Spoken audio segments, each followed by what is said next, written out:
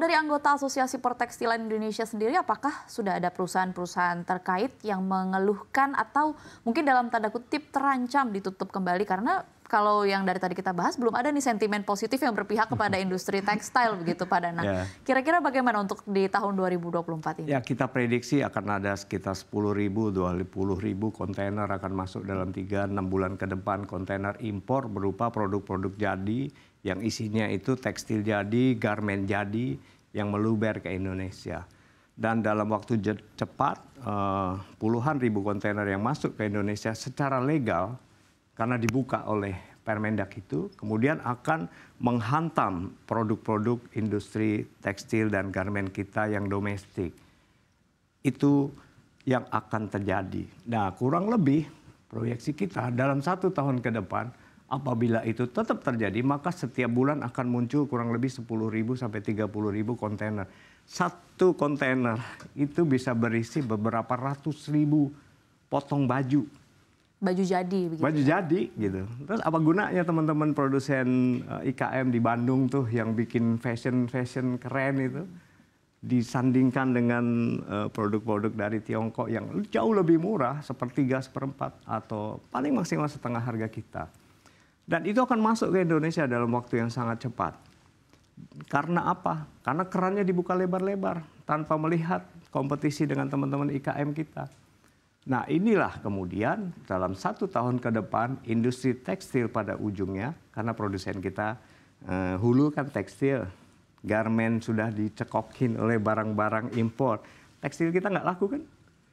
Nah, produsen tekstil ini akan gulung tikar dalam waktu 1 tahun ke depan. Karena tidak ada lagi UKM yang beli dari industri tekstil. Semuanya ambil dari impor. Nah, gelombang efek bola salju kehancuran ini akan terjadi dalam 1 tahun, 2 tahun ke depan. Kalau peraturan restriktif terhadap importasi barang tidak kita ciptakan. Ini harus segera direformasi peraturan itu. Kecuali memang pemerintah mendukung adanya upaya deindustrialisasi. Kalau pemerintah tidak berpihak kepada manufaktur dalam negeri, tidak berpihak pada industri dalam negeri, ya silakan diteruskan. Dan itulah kejatuhan ekonomi kita di industri padat karya mulai dari Permendak 8 2024. Baik, berkaitan dengan kebijakan ekspor impor yang sebenarnya beberapa waktu terakhir ini kan sudah 3 kali ya Pak ya direvisi begitu, ini berubah-berubah. Pada periode yang sama, apakah kalau dari asosiasi sendiri sudah pernah diajak berkomunikasi dengan pemerintah? Mungkin baik dengan Permenperin atau dari Permendak? Dari Kemendak maksud kami. Iya, kalau Pak Mendak, kami itu dekat ya secara personal dengan Pak Mendak ya, cukup dekat ya. Pak Ketua API, Pak Jemi Katiwa juga sangat dekat dengan Pak Jul sebagai personal sangat dekat. Tapi pada waktu pembahasan peraturan-peraturan ini kan kami tidak dilibatkan secara formal. Perubahan peraturan dari Permendak 36 menjadi Permendak 3, 7, 8 ini kan kemudian juga tidak melibatkan kami. Sehingga kami tahunya ya terkaget-kaget. Loh kok tiba-tiba ada perubahan ini, tiba-tiba ada perubahan ini, tiba-tiba dibuka lebar-lebar. Nah ini kita tidak dilibatkan. Nah ini menjadi salah satu kebiasaan pemerintah ya oknum lah. Yang kurang lebih saya kira sih bad ya, jangan diteruskan lagi. Karena membuat kebijakan-kebijakan seperti itu mengakibatkan dampak yang sangat masif pada industri kita, pada ekonomi kita, yang pada ujungnya juga akan merugikan pemerintah sendiri. Mengapa merugikan pemerintah sendiri? Karena kan nilai pajak kita menjadi berkurang. Yang seharusnya industri kita besar, mampu bayar pajak besar, menjadi mengecil, bayar pajaknya makin kecil. Tidak heran apabila tahun 2023 defisit kita punya setoran pajak kan. Dan 2024 akan terulang lagi.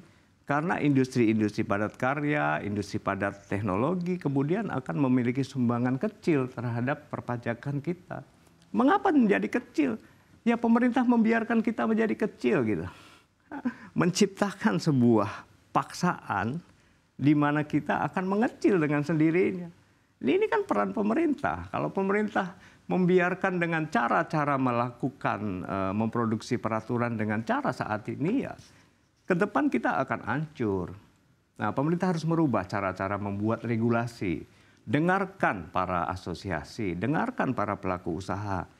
Untuk apa dengarkan lebih banyak dari teman-teman luar yang punya kepentingan market ke dalam?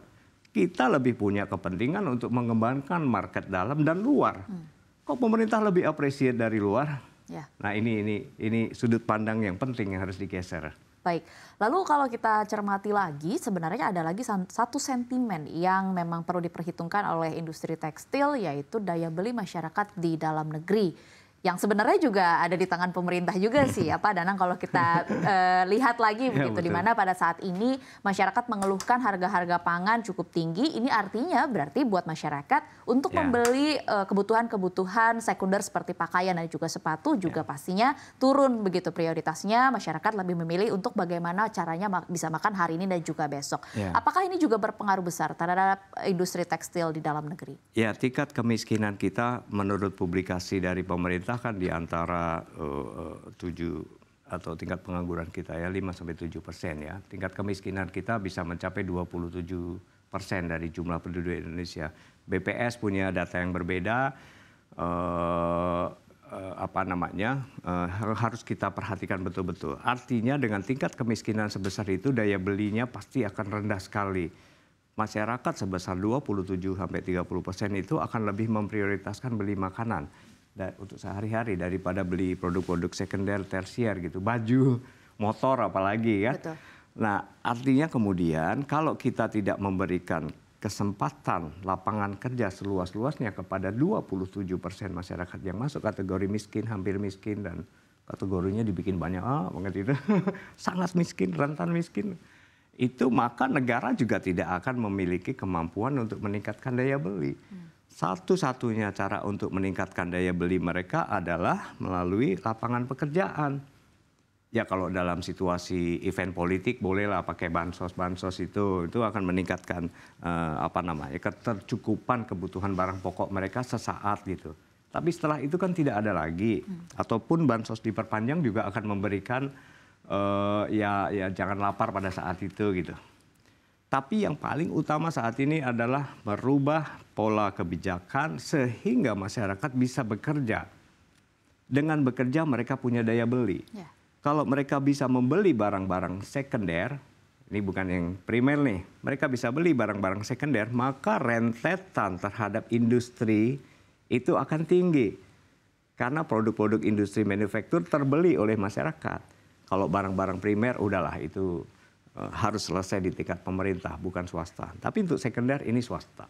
Nah, swasta yang memiliki kemampuan memproduksi barang-barang yang sesuai dengan kebutuhan masyarakat yang sudah meningkat daya belinya, maka mereka akan tumbuh.